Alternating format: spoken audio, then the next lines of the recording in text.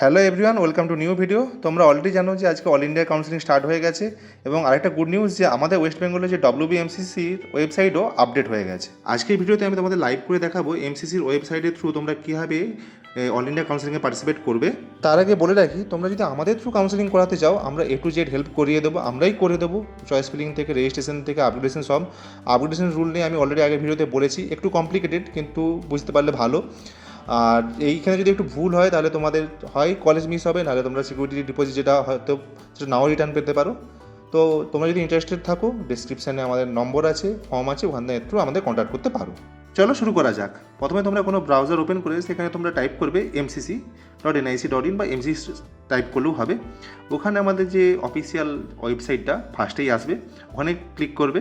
Click করার পর এখানে উপরে অনেকগুলো অপশান থাকবে। এখানে তোমরা ইউজি আন্ডার গ্রাজুয়েট মেডিকেল এখানে ক্লিক করার পর একটু নিচের দিকে স্ক্রোল করলে এখানে তোমরা দেখতে পাবে new registration for Yuji counselling. তো এখানে তোমরা নেক্সট ক্লিক করবে, তোমরা একটা পপ আপ আসবে, এটা ওকে করলে এই আমাদের রেজিস্ট্রেশনের পেজটা চলে আসবে।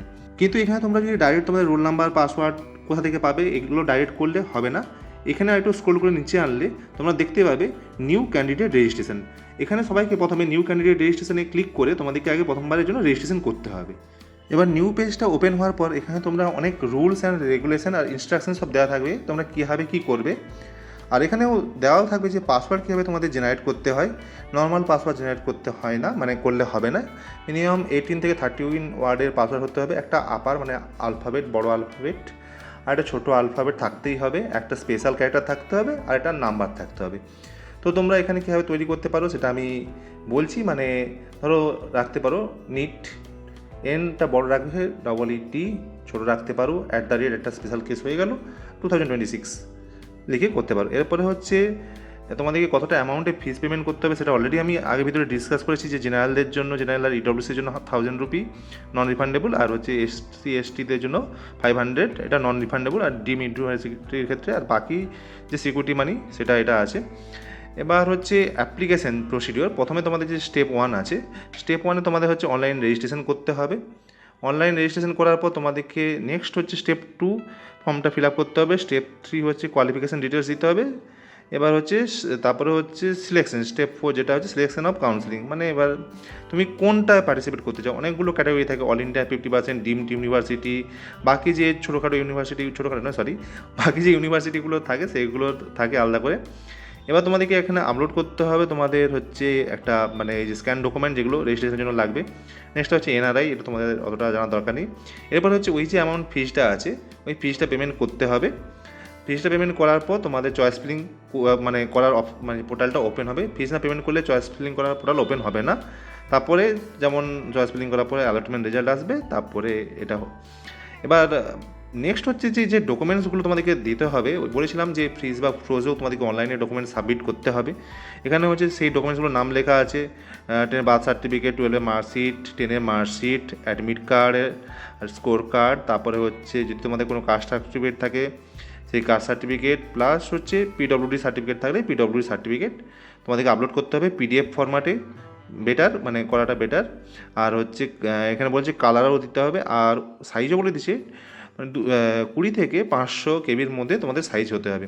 তো তোমরা এই জিনিসগুলো আগে থেকে রেডি করে PDFগুলোকে সাইজ অনুযায়ী রেডি করে তারপরেই তোমরা কাউন্সিলিংয়ে বসবে, তাহলে তোমাদের সুবিধা হবে। আরেকটা জিনিস, তোমরা ব্যাংকের বইয়ের ফ্রন্ট পেজটাও তোমাদের ব্যাংকের বইয়ে সেটাও মানে PDF করে রাখবে, সেটাও পরে কাজে লাগবে।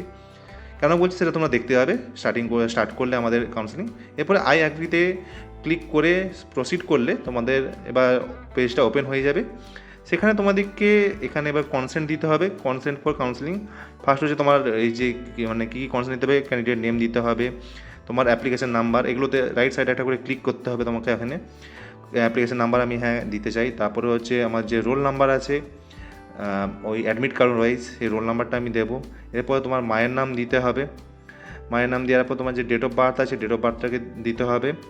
তারপরে আছে তোমার যে কী বলে মোবাইল নাম্বারটা তোমাদেরকে মানে ভ্যালিড মোবাইল নাম্বার, যেটা তোমরা মানে ওই রেজিস্ট্রেশনের সময় নিটের ফর্ম ফিল আপের সময় দিয়েছিলে সেটা দিতে হবে। প্লাস হচ্ছে ইমেল আইডি দিতে হবে।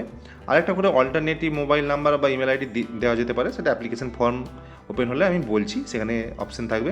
এখানে এবার তোমরা করবে কি, আই অ্যাগ্রি, মানে অ্যাগ্রিতে ক্লিক করলে আবার ডু প্রসিড মানে ইয়েস করবে এখানে তোমরা। নেক্সট হচ্ছে একটা পেজ ওপেন হবে, যেখানে তোমাদেরকে এবার তোমাদের যে পার্সোনাল ডিটেলস আছে সেগুলো তোমাদেরকে আপলোড করতে হবে। এখানে পার্সোনাল ডিটেলস বলতে নিটের রোল নাম্বার, নিটের অ্যাপ্লিকেশন নাম্বার, তোমার নাম, তোমার মায়ের নাম, তোমার ডেট অফ বার্থ, আর এই যে নিচে সিকিউরিটি পিনটা আছে, এইটা দিয়ে প্রসিড করলে আবার নেক্সট পেজ আসবে। এবার নেক্সট পেজে তুমি যে অলরেডি ডিটেলসগুলো ভরেছো পার্সোনাল ডিটেলস বলে, সেগুলো তুমি মিলিয়ে নিতে পারবে, আরেকবার মিলিয়ে নিও। এরপরে তুমি যে মোবাইল নাম্বার আর ইমেল আইডি ইউজ করেছিলে তোমার নিটের এই অ্যাপ্লিকেশন মানে ফর্ম ফিল আপ করার সময়, তা সেটা এখানে দেখতে হবে তোমরা। এরপরে তোমাদেরকে পাসওয়ার্ড ক্রিয়েট করতে হবে। অলরেডি বলেছি পাসওয়ার্ড ক্রিয়েট কীভাবে করতে হয়, যে তোমরা একটা আপার নাম্বার মানে আলফাবেট নেবে, বড় আলফাবেট, তারপর 2-3টে ওয়ার্ড, তারপর মানে স্মল ওয়ার্ড মানে স্মল আলফাবেট নেবে, একটা স্পেশাল ক্যারেক্টার নেবে, আর একটা নাম্বার নেবে, মিনিমাম থাকতে হবে 8 থেকে 13টা ওয়ার্ডের মধ্যে। তো ওখানে এই পাসওয়ার্ডটা দিলে তোমাদের পাসওয়ার্ড সেট হয়ে যাবে, সাবমিট অ্যান্ড নেক্সট করবে। নেক্সট করার পর তোমাদের যে রেজিস্টার মোবাইল নাম্বার ছিল আর মেল আইডি ছিল, ওখানে একটা করে ওটিপি যাবে। যে কোনো জায়গা থেকে একটা ওটিপি এখানে তোমরা দেবে, দিয়ে তোমাদের সিকিউরিটি পিনটা আবার লিখে তোমরা এখানে সাবমিট করে দেবে বা ভেরিফাই করে দেবে। ভেরিফাই অ্যান্ড সাবমিট করার পর তোমাদের আবার একটা নেক্সট পেজ ওপেন হবে। এখানে আবার তোমাদেরকে কনসেন্ট দিতে হবে। তখন যে 4-5টে কনসেন্ট দিয়েছিলে, এখানে বাকি কনসেন্ট দিতে হবে, এবং প্রত্যেকটা এই যে কনসেন্টের এখানে একবার করে ক্লিক করার পর তোমাদেরকে ওয়েট করতে হবে, কারণ প্রত্যেকটা কনসেন্ট দেওয়ার পর একবার করে সাইটটা মানে রিফ্রেশ হচ্ছে, নিজে থেকেই আপলোড হচ্ছে, তো একটু ধৈর্য ধরে করবে, এই জায়গাটা টাইম লাগবে। এবার নেক্সট হচ্ছে do you wish to save. এটা তোমরা যদি যখন ইয়েস করবে তখন দেখবে তোমাদের একটা ড্যাশবোর্ড এসে গেছে। তোমাদের ওখানে অলরেডি ড্যাশবোর্ডে তোমাদের নাম লেখা থাকবে, কবে তুমি করেছো মানে লাস্ট লগ ইন করেছো দেখতে পাবে। এখানে বাকি সব কিছুই আছে, যেমন অ্যাপ্লিকেশন ফর্ম আছে, তারপরে কোয়ালিফিকেশান ডিটেলস দিতে হবে, অ্যাপ্লাই সেকশন আছে, এগুলো সব রেড হয়ে আছে। তুমি যখন একটা করে ফিল আপ করতে থাকবে সব গ্রিন হয়ে যাবে, সেটা আমি করে দেখাচ্ছি। তার আগে আমি এইদিকে দেখাচ্ছি, এখানে ড্যাশবোর্ড বলে অপশন আছে, দেখবে এই হোমের পাশে। এই ড্যাশবোর্ড অপশানে যদি তোমরা ক্লিক করো, এখানে তোমার অলরেডি ডিটেলস, তোমার যে মানে নিটের ফর্ম ফিল আপের সময় যেটা দিয়েছিলো ওখান থেকে তোমার ফটো সব কিছুই তোমাদের ডিটেলসে এখানে এসে যাবে। এখানে তোমরা 3টে অপশান দেখতে পাবে, তার মধ্যে যেটা ফার্স্ট অপশান সেখানে আছে ম্যানেজ কাউন্সেলিং বলে লেখা আছে। ওইখানে তোমরা ক্লিক করলে আবার তোমাদের কাছে এরকম পেজটা ওপেন হয়ে যাবে। তোমরা তারপরে এখানে অ্যাপ্লিকেশন ফর্ম যেটা আছে, ওই অ্যাপ্লিকেশন ফর্মে যদি তোমরা ক্লিক করো তোমাদের অ্যাপ্লিকেশন ফর্মটা ওপেন হবে।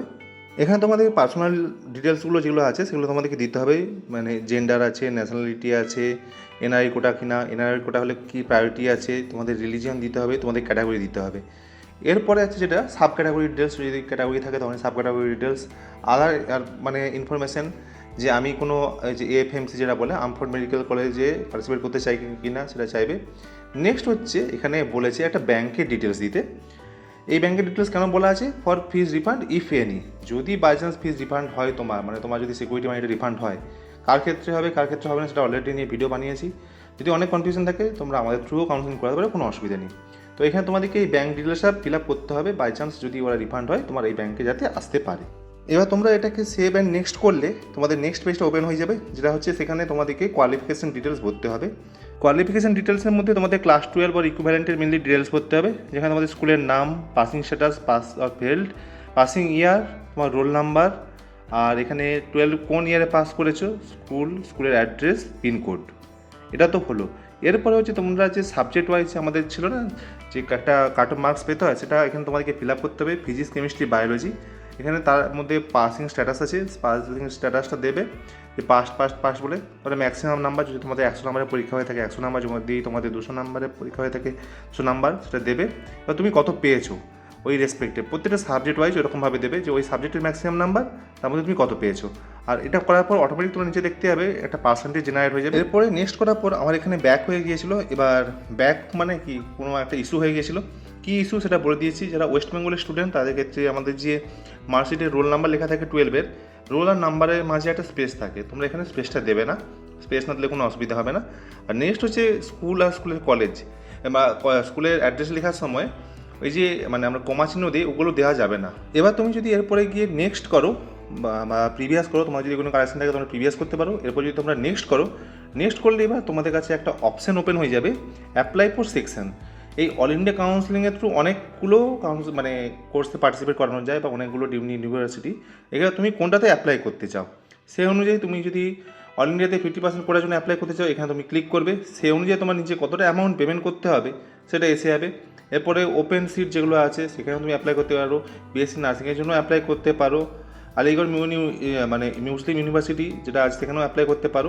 এরপরে তুমি সেভ আর নেক্সট করলে এবার তোমার কন্ট্যাক্ট ডিটেলস আসবে পুরো। তোমার এখানে তোমাকে অ্যাড্রেস দিতে হবে, তোমার লোকালিটি বা পুলিশ স্টেশন দিতে হবে, তোমার টাউন, ভিলেজ, পোস্ট অফিস যদি থাকে সেগুলো দিতে হবে। এবার কান্ট্রি তো অলরেডি সিলেক্ট আছে। এবার স্টেট, কোন স্টেট থেকে দিতে হবে, কোন ডিস্ট্রিক্ট দিতে হবে, পিনকোড দিতে হবে, প্লাস একটা হচ্ছে অল্টারনেটিভ নাম্বার আর একটা অল্টারনেটিভ মেল আইডি তোমাদেরকে এখানে প্রোভাইড করতে হবে। এবার তোমাকে দিতে হবে পার্মানেন্ট অ্যাড্রেস। সেটা যদি সেম এজ করেসপন্ডেন্ট অ্যাড্রেস হয় তোমরা এই বক্সে ক্লিক করবে, অটোমেটিক এই অ্যাড্রেসটাই নিয়ে নেবে। এরপর তোমরা সেভ অ্যান্ড নেক্সট করবে। এবার তোমাদেরকে আপলোড ডকুমেন্টস আর ইমেজ করতে হবে।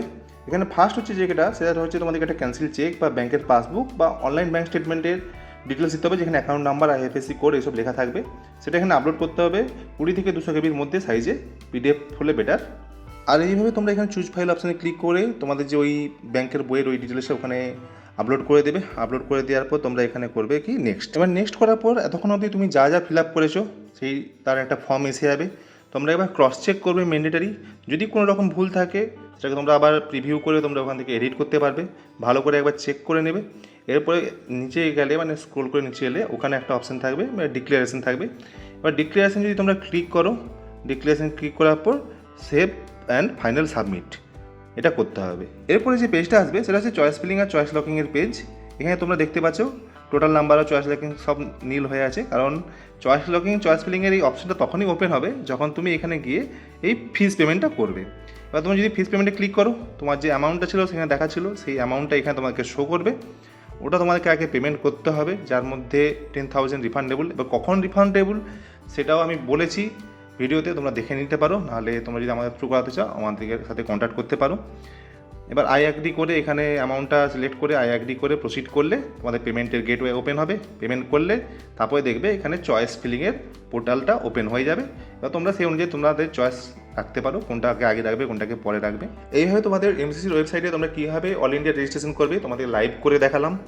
এরপরে যদি তোমাদের কোনো কনফিউশন থাকে বা চয়েস ফিলিং রিগার্ডে যদি কোনো কিছু কোয়ারিজ থাকে বা আমাদের যদি কোনো হেল্প লাগে বা আমাদের থ্রু তোমরা যদি করাতে চাও আমাদের সাথে কন্ট্যাক্ট করতে পারো।